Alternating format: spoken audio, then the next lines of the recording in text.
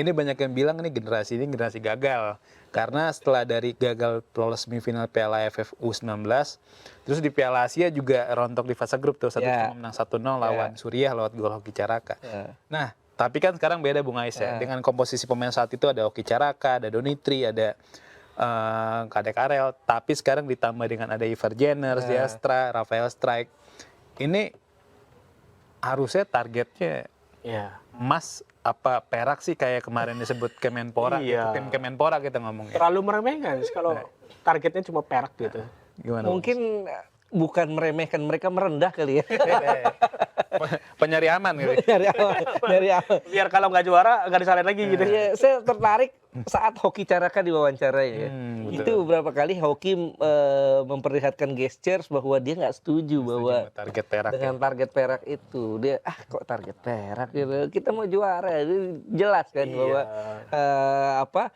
omongan Hoki Caraka ini menargetkan juara. Entah nanti berhasil atau tidak, ya ini lain cerita. Dan Coach Indra Syafri juga beberapa kali kalau ketemu ya selalu dia nggak pernah menargetkan nomor 2. Saya kenal betul Coach Indra ya dari 2013. Itu kita tektokan dia nggak pernah menargetkan untuk jadi nomor 2. Selalu jadi nomor 1. Ya kalau ditargetkan perak ya mungkin ini mungkin bisa jadi cari aman dari Kemenpora. Atau ya Kemenpora melihatnya ya minimal perak dapat lah gitu loh. Syukur-syukur kalau dapat emas ya it's lebih bagus. Kalau Bung Ais lihat sendiri kenapa si timnas dikasih perak? Entah karena persiapan mepet atau karena ini Safri bilang kan, nih kita memang ditargetin perak karena persiapannya cuma 2 bulan kan. Betul. Nah kalau Bung Ais lihatnya gimana? Ya susahnya Kemenpora dan PSSI kan orangnya itu juga ya. Iya. Jadi sorry to say kayaknya biar nggak disalahin banget gitu kalau sampai gagal. Takut ini ya, takut disalahin lagi sama kayak ketika gagal di Piala Dunia kan. Iya. Betul. Kita ngomongin komposisi tim nih Bung Ais. Yang ini juga rame di netizen bilang bahwa ketiadaan Arhan Fikri. Yang sempat jadi andalan di timnas dari umur 20 sampai sekarang. Itu seberapa signifikan sih kehilangan seorang Arhan Fikri? Iya cukup signifikan ya. Tapi paling enggak sekarang udah tergantikan dengan adanya seorang Ivar Jenner. Ivar Jenner ada, kemudian Rivaldo Pakpahan juga ada gitu. Artinya ada beberapa pemain yang bisa menggantikan peran Arkan dengan cukup baik. Ya dengan absennya Arkan ini paling enggak tetap saja ini mengurangi pilihan buat Coach Indra Syafri. Kalau seandainya ada Arkan tentu pilihannya akan jadi lengkap. Banyak. Ada Arkan, ada Marcelino Ferdinand, tentu ini pilihannya akan jadi sangat-sangat lengkap sekali. Gitu. Bedanya apa sih Arkan sama Ivar itu kalau dari sudut pandang Bung Ais? Ya beda, gaya mainnya beda pasti. Kemudian juga jam terbangnya beda. Tentu Ivar Jenner ini jam terbangnya lebih tinggi. Dia bukan hanya main di luar negeri meskipun bermain dengan Jong Utrecht, tapi tetap saja kulturnya kultur sepak bola Eropa. Kemudian juga Ivar Jenner ini lebih banyak capsnya bersama timnas senior. Sehingga pengalaman dia untuk bisa mengangkat performa tim ini cukup kuat lah. Dibanding Arhan Fikri. Arhan Fikri juga pemain bagus. Dia punya kualitas bagus, tapi ya sayangnya dengan kondisi cedera yang dialami, Coach Indra sepertinya nggak mau ambil resiko ya untuk membawa Arhan Fikri. Secara mental Ivar mungkin lebih kuat. Sedikit ya, betul. Arhan Fikri gitu. Betul. Ini setelah ini Bung Ais Marcelino kan memang diumumin sama ketua BTN tuh Pak Sumarji di medio minggu lalu. Dinyatakan batal ya gabung skuad timnas Indonesia U22 karena cedera hamstring. Nah tapi uniknya nih beberapa hari setelahnya dia memposting gambar lagi latihan. Tapi kita nggak tahu ya ini foto atau gambar ini sedang latihan, foto baru atau emang foto lama yang baru di-upload. Nah kalau menurut dapat bocoran Bung Ais ini Marcelino memang nggak dipanggil karena memang cedera hamstring atau memang nggak dilepas sama klubnya nih. Nggak dapat izin. Dapat izin. AS Trensin nggak ngelepas. Nah berarti. Ya karena memang ini kan bukan kalender FIFA kan. Bukan kalender FIFA dan memang juga ada keterkaitan bahwa Marcelino ini baru pulih dari cedera. Sehingga kondisinya kondisinya belum 100%. Dan AS Trensin ini butuh tenaganya untuk betul-betul fit. Ini yang membuat AS Trensin nggak lepas.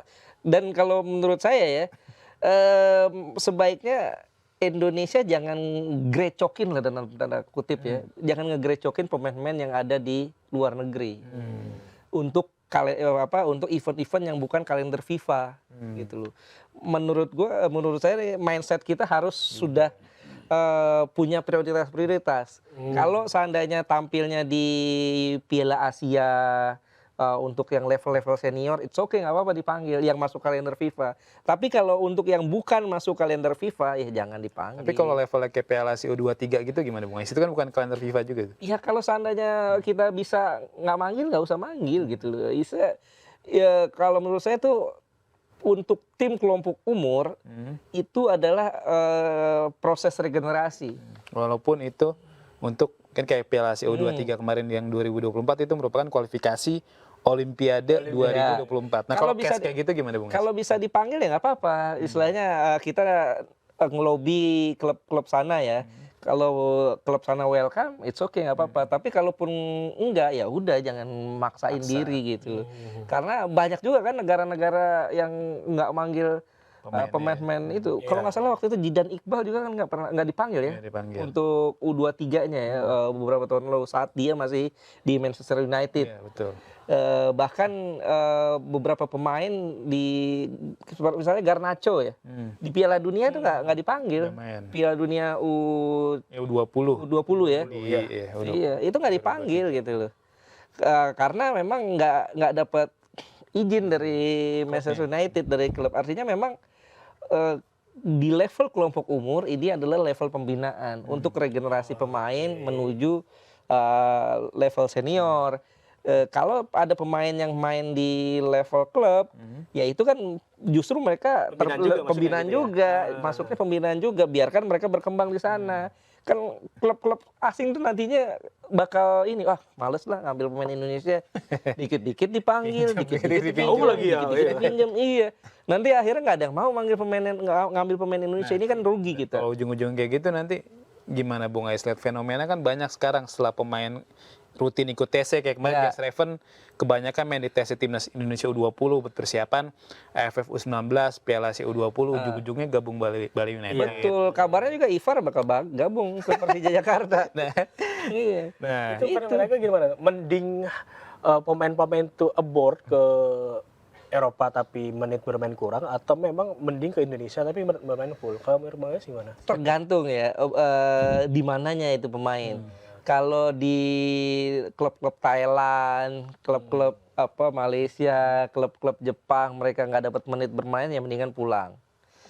Tapi kalau di Eropa kan ini ada, kalau di Belanda ada Jongnya kan, ada Jong Utrecht. Kalau di Inggris ada pemain reserve timnya. Mereka kan tetap main tuh. Kulturnya tetap aja lebih bagus kan, ketimbang mereka udah di sana nggak dapat menit bermain di level senior terus pulang ke Indonesia terus nggak dapat menit bermain lagi gitu. Kayak Rafael Strijk misalnya kan. Menit bermainnya kan dikit tuh. James Raven apalagi. Ya mendingan dia di luar negeri gitu loh. Ya.